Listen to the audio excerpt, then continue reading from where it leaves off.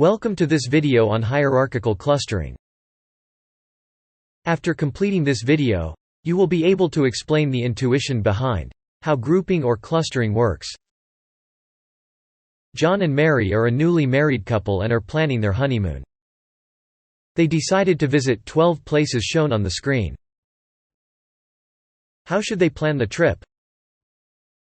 Mary suggested that they should locate all the places on the world map first.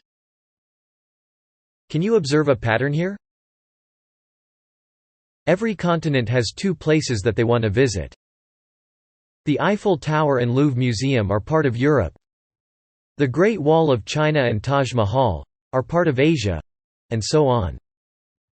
Mary created a hierarchy chart from the map as shown on the screen. The couple then went to a travel advisor to find the best possible way to visit all the places on the various continents.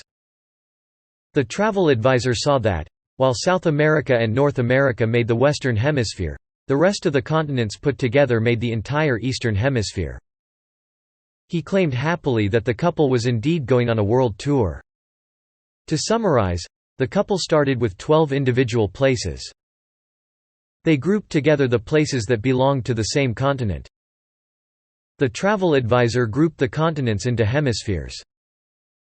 The 2 hemispheres put together comprise the entire world.